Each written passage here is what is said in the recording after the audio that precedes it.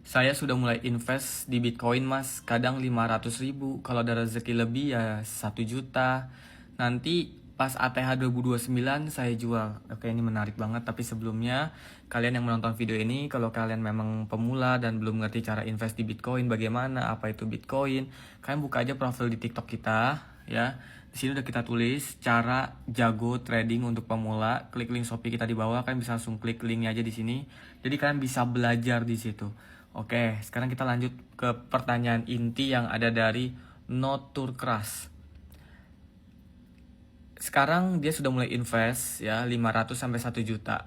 Aku nggak tahu apakah ini setiap bulan sekali, setiap minggu sekali, atau setiap hari, atau memang selebih ketika dia ada rezekinya aja. Karena setiap orang nih strateginya beda-beda dan dia tidak menjelaskan sih kebetulan strategi yang dia pakai itu polanya berapa hari, minggu, bulankah dia untuk invest di Bitcoin.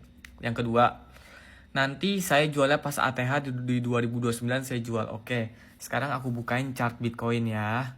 Nah, sebenarnya tantangannya tuh ada di sini. Persis seperti apa yang kamu bilang barusan nih. Kita ubah time frame-nya ke bulan deh. Nih, ke 1 month seperti ini.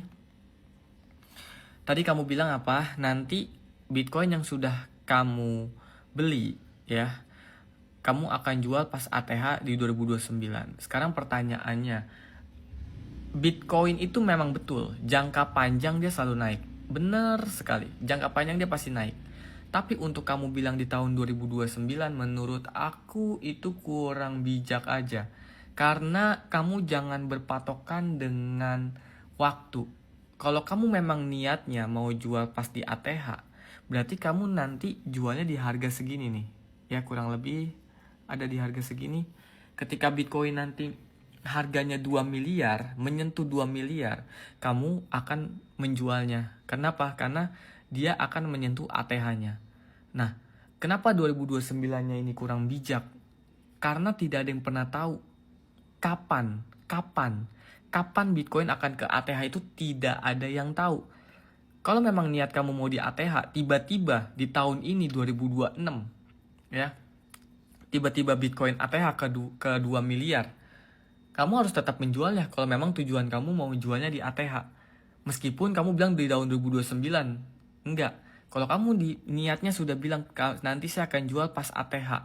Nah, ketika dia menyentuh ATH, anggaplah di tahun depan 2027. Ya kamu harus jual di 2027. Jadi kamu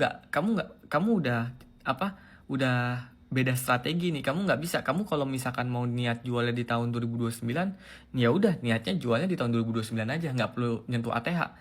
Karena bisa saja sekarang tahun 2026 dia naik, 2027 naik, 2028 dia stabil, 2029 dia turun. Itu bisa saja terjadi loh.